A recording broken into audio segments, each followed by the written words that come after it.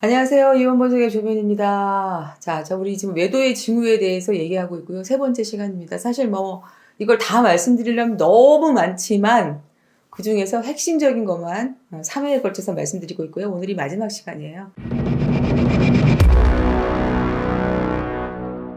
오늘 마지막 시간에는 저희가 두 가지를 말씀드릴 거예요. 일단, 남편의 감정 변화가 생긴다. 자주 짜증을 내고 화를 낸다. 라는 것이고요. 그 다음에 맨 마지막 징후가 뭐냐면, 말도 안 되는 이유로 갑자기 이혼하자 이러는 거죠. 예, 이런 경우가 바로 외도의 징후 3번, 4번이 되겠습니다. 자, 보통 드라마 보면은요, 이렇게 나오잖아요.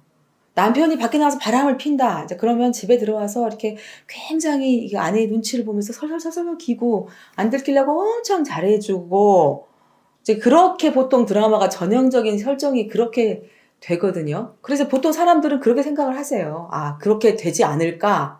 근데 제가 이 이혼 소송을 하면서 이 불륜 사건, 외도 사건을 계속 다뤄보면 실제는 완전히 반대입니다, 여러분.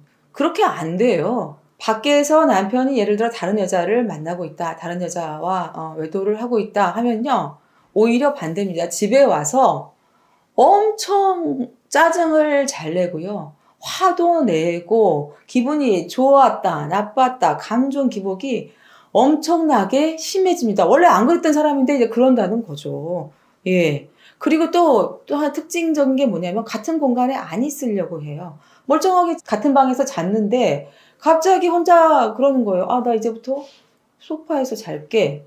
그러면서 그냥 혼자 나가서 소파에서 자거나 아니면은 집에 서재가 있으면 서재 가서 자거나 아니면 아무 말도 없이 그냥 소파에서 혼자 계속 잔다는 거죠. 그리고 어떻게 되냐면 집안일에 굉장히 자상한 남편이었는데 집안일에 관심이 없어지고 그냥 사람이 무슨 백일몽을 꾸는 사람처럼 멍한 상태에 빠진다는 거죠. 이게 멍한 상태가 이게 연애 감정의 특징 중에 하나거든요. 그러니까 어쨌거나 외도도 연애니까 그런 상태가 되는 겁니다. 예. 그러면 이게 왜 남편들이 집에 들어와서 이렇게 들킬까 막 고민하며 잘해주지 않고 반대로 화를 내고 짜증을 내고 이러냐 이거죠. 이제 그건 이유는 이렇거든요. 집 바깥에서 자기 상간녀하고 있을 때는 어때요? 예쁜 여자하고 같이 있고 행복하잖아요. 정말 단꿈을 꾸고 너무 행복한 시간을 지냈죠. 그죠? 이건 비현실적인 행복이죠. 자, 그런 단꿈에 젖어 있다가 자, 집에 딱 들어왔어요. 그럼 집은 어떻게 되죠? 집은 현실이죠. 지저분하죠, 일단. 난장판이고. 바깥에서 뭐 깔끔한 식당에서 맛있는 거 먹고 즐겁게 놀다가 집에 들어오면은 그렇게 깔끔하고 이쁜가요? 난장판이고. 그 다음에 아내는 당연히 애들 뒤치다거리다 한 다음이니까 부스스하고 애들도 다 엉망진창이고 집안은 어질러져 있고. 자, 이렇게 되면 어떻게 될까요? 갑자기 자기의 행복한 기분이 확 깨지는 것 같은 그런 기분을 느껴서 짜증이 난대요. 자기도 모르게. 그래서 이래선 내가 안 되지 하면서도 짜증을 내고 화를 내고 그렇게 하게 된다는 거죠. 이제 그러면서 웃기는 게요. 자기 아내에 대한 외모를 지적하게 되는 거예요. 야, 너 옷이 그게 뭐니? 좀 깔끔하게 좀 입어라. 왜? 자기 밖에 애인은 깔끔하게 입고 나타나니까 비교가 되는 거예요. 지금까지 이렇게 눈에 안 보였는데 참 웃긴다, 그죠? 참 별꼴이다 이런 생각이 전 들어요, 진짜. 뭐야 도대체. 또 그런 얘기도 많이 한다는 거죠. 야, 너 애 낳고 살쪄가지고 보기 싫어 이런 얘기를 막 대놓고 쏴대는 거예요. 왜? 바깥에 애인은 날씬하고 이쁘니까. 자, 이런 말도 안 되는 짓을 한다. 원래 안 그랬던 사람이 이거 이상한 겁니다. 예, 아시겠습니까? 잔소리가 늘고 불만이 많아집니다. 그 다음에 네 번째 특징적인 징후가 제가 보니까요. 진짜 말도 안 되는 걸 가지고 갑자기 이혼을 하자고 하는 거죠. 자, 제가 이제 들었던 얘기 하나 하겠습니다. 남편하고 결혼한 지 한 15년 정도 됐다는 거죠. 그런데 둘이서 이제 결혼 기념일이 돼가지고 결혼 기념 여행을 갔어요. 둘이서 그래서 콘도에 가서 뭐 즐겁게 이제 놀고 이제 잠자려고 하는 남편이 할 얘기가 있어 이랬다는 거죠. 그래서 무슨 얘기야? 그랬더니 다짜고짜 너 나랑 살아서 행복하니? 이러더라는 거죠. 그래서 그러면서 안 행복하지? 그러니까 이제 내가 그만 너를 놔줄게. 너 가서 너의 행복을 찾아.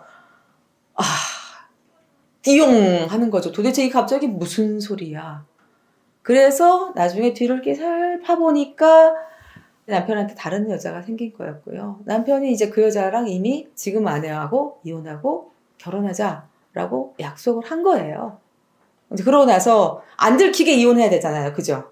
안 들키게 이혼해야 되는데 이 아내가 딱히 잘못한 게 없으니까 뭐 핑계를 댈 게 없는 거예요. 그러니까 괜히 너의 행복을 위해 내가 놔주마 이런 택도 아닌 얘기를 가지고 말도 안 되는 가지고 이혼을 하자. 이런 진짜 말도 안 되는 이런 정말 이게 말이야 빡다구야 그죠? 이런 얘기를 하고 있다는 거죠. 또 뭐 이런 얘기도 하는 거죠. 아 내가 신혼 초기에 장모가 나를 무시했어. 근데 이게요. 이 남편 나이가 지금 60이 넘었어요. 근데 신혼 초기면 몇 년 전입니까? 최소한 30 몇 년 전이죠. 신혼 초기에 장모가 날 무시해서 나 지금까지도 그 분노가 안 사라져서 참을 수가 없어. 이러면서 이혼하자 했다는 거죠. 이것도 뒤를 딱 하고 파보니까 벌써 딴 여자하고 결혼하기로 약속을 했다. 이렇게 말이 안 되는 사유로 갑자기 이혼을 요구하는 경우. 왜? 사실은 우아하게 이혼하고 싶은데 핑계가 없으니까 택도 아닌 거 가지고 말도 안 되는 사유로 이혼을 요구하는 경우. 이것도 외도의 아주 강력한 징후입니다. 근데 여러분 있잖아요. 이 네 번째 징후. 말도 안 되는 사유로 이혼을 요구한다까지 갔으면 사실은 돌이키기는 어렵습니다. 이게 이혼을 요구하는 건 뭡니까? 이미 상대방하고 결혼하기로 약속을 했고 이 관계를 끝내기로 약속을 했다는 거고 실행에 옮기겠다는 거거든요. 자, 이렇게 되면 내가 그거를 받아들이든 안 받아들이든 간에 남편의 마음은 이미 거의 정리가 됐다고 봐야 됩니다. 자, 여러분 제가 지금까지 외도의 징후 4가지 말씀드렸습니다. 첫 번째가 뭐였죠? 핸드폰, 늦은 기가 외박, 주말 외출. 그 다음에 3번째는 갑자기 짜증이 늘고 화가 난다, 감정 기복이 심해진다. 그 다음에 4번째 말도 안 되는 사유로 이혼을 요구한다. 자, 이 4가지가 제가 본 것 중에 가장 특징적인 사유고요. 물론 이외에도 많이 있습니다. 가장 특징적인 것만 말씀드렸습니다. 이런 문제를 고민하신다면 자, 남편의 뒤를 캐보시거나 아니면 진지하게 생각을 해보시는 게 좋을 것 같아요. 다음 시간에 또 봬요.